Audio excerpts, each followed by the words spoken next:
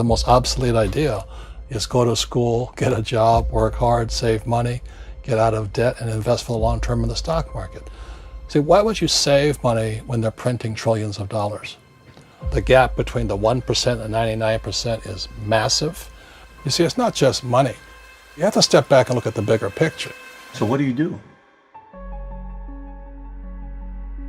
In every one of us is a poor person. There's still a poor person inside me. There's also a middle class person, and the middle class person wants security. They want that steady paycheck. And there's a rich person. And they're all inside of us, except that it's not taught. You're taught to go to school, get a job, and get a paycheck. You're not taught to how to get rich. If you read Rich Dad, Poor Dad, my rich dad refused to pay me. He said the paycheck was one of the most damaging things you could take in your life. He says the moment you take a paycheck, you're an employee, and that's the mindset. So my rich dad never paid me. It drove my poor dad, government employee, nuts. You gotta pay people, you gotta pay people. And Rich Dad was not saying that the paycheck was bad. He says you didn't want to be a slave to money. So as an entrepreneur, if Rich Dad folded, I just started another company. I don't need a paycheck. I don't need anybody to take care of me. If my government doesn't like me, I move to another country because they need entrepreneurs there. So the entrepreneur is not so much the business. The entrepreneur is really the mindset and the skill sets and the different set of rules. You see, I don't operate, small business does not operate in the same rules as big business. Entrepreneur is a mindset first, a skill set, and rules. And depending upon whether you're an employee or a small business, the rules are different. The mindsets are different, the skill sets are different. If you could say one thing to somebody who's never been an entrepreneur and they're thinking about making the leap of faith into becoming an entrepreneur, what could you tell them? Well, I'll just tell them the same thing that happened to me. My last paycheck, I still remember it clearly. It was one of the worst and the best days of my life. And I was in Puerto Rico. I was working for Xerox, and my boss gave me my last, it wasn't a paycheck, it was a bonus check. I think it was about $30,000, taxable. It's the only problem with that.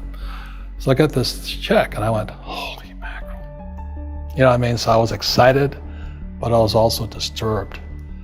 And so this other guy comes up to me, his name was John, and John says to me, he says, you're gonna be back. I said, why? He says, because you're gonna fail. I looked at him and said, look, few expletive words, because that's what he did. He left Xerox, failed, and he came back. And I said, look, you failed and you came back, but I'm gonna fail and I'm never coming back. And that's the attitude. Do you know what I mean? If you say, well, if I fail, I'll go back to mommy and daddy, then that's what you'll do. So if you fail, that's when I became an entrepreneur, because I had no money. I had no money for years. I didn't have a paycheck. But that's what my rich dad encouraged me to do. He says, when you don't have this paycheck, you get hungrier, smarter, and it's a test of your character.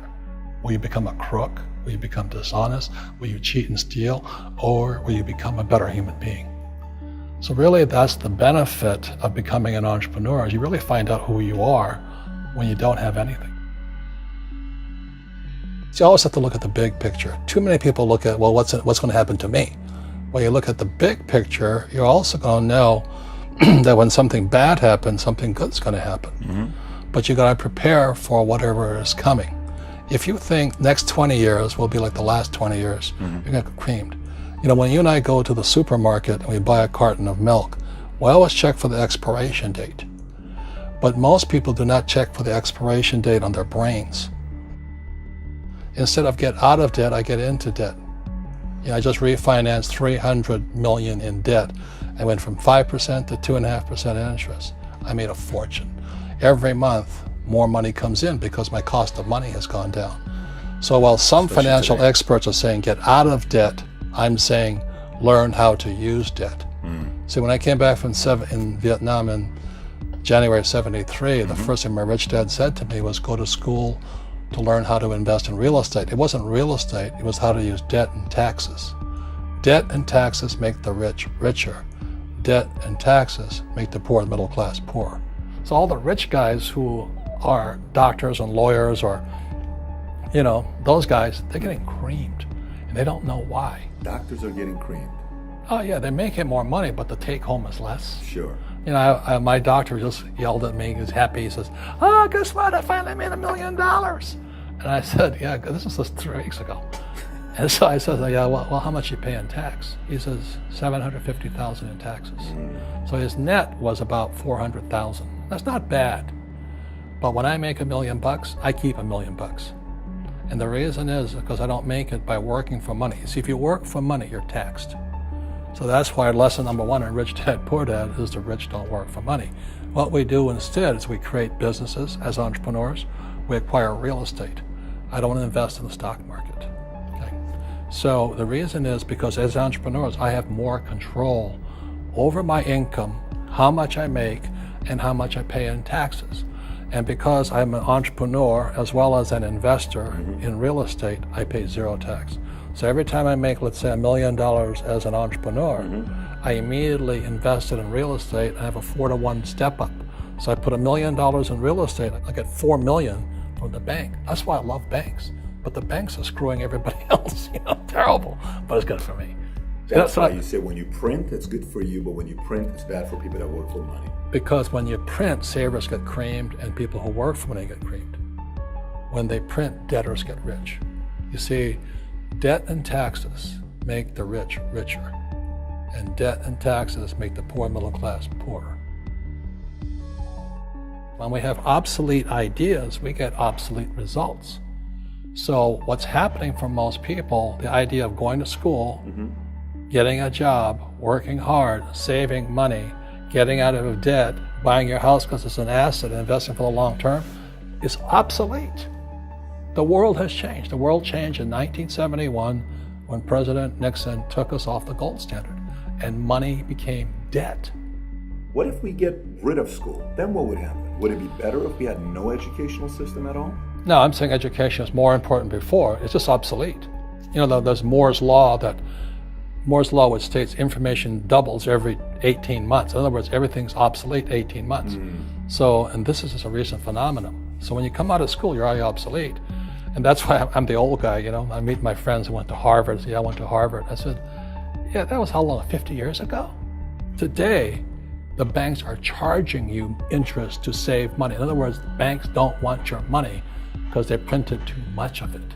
And that's why there's this bubbles in stocks and bubbles in real estate and all this. People are dumping the cash because, as I said in here, savers are losers and cash is trash. And yet people are, well, I want a high-paying job. Well, that's an obsolete idea. Get out of debt is an obsolete idea. You should learn how to get into debt, how to use debt to get rich, and they'll never teach you about taxes. The reason the 1% is way up here and the 99% are going this way is because when you print money, 2 things happen: inflation and taxes. It's crushing them. And any entrepreneur thinks, I'm just going to make money, I'm going to start a business and make a lot of money because of what we talk about. They really have got to smell the roses, man. That's not what the real entrepreneurs are doing. Most entrepreneurs, there's 28 million small business owners in America. 24 million are what are one-person entrepreneurs. They're called non-employee entrepreneurs. So and that's what happens is when people don't really understand what an entrepreneur does. So most big people are self-employed, but they're not really entrepreneurs. The self-employed pay the highest taxes of all, and nobody tells them that. Yeah, it's also called the entrepreneurial spirit, but what we were actually talking about was there's no such thing as a bad economy. There's external, you and I, we all have an external economy, but we also have an internal economy, and the willpower is to change our internal economy. So for me, I can see the good and I can see the bad. I don't really give a damn because I'm going to be rich anyway. But a poor person with a poor personal economy, all they're going to see is a bad economy because they don't know how to make money in any economy. And a middle class person, they have a middle class economy. What they want is a nice house and a steady paycheck and the job and the car. And so when you take their job away, to them, that's disaster. Well, since an entrepreneur doesn't have a job anyway, it's no big deal. So all I'm saying to people, and it's what Bucky Fuller taught me, is always two sides, you know what I mean? Unity is plural, at minimum two. So if you think the economy is bad, it's because your economy is bad. If you think that steady, employment is important, then you'll see an economy without jobs. Your economy versus the external economy. What you control versus what you can't control. I can control. Yeah, it's called an internal focus versus an external focus. So the real entrepreneur has an internal focus. That if they fall down, they say, "Oh, this is good, because I'm going to go up higher." The average person will fall down and say, "Oh, I'm going to take some Prozac," or somebody has a mistake. So, "Oh, the mistakes don't matter." Well, mistakes matter. It means you didn't know something. But a real entrepreneur, whether they fall down, they always can go up. They can stand back up and go higher. That no matter what happens to them, they get stronger and better and smarter and happier. But a person with a weak internal mindset is that they're so afraid of what happens, it generally happens. Like, people who are afraid of losing their jobs, they generally lose their jobs. You know what I mean? Yeah, so everything comes through you. Yeah, so the entrepreneur first job is to control inside here, not outside there. The moment you take that paycheck, you're an employee. You've got to be stronger than that. It's about inside control.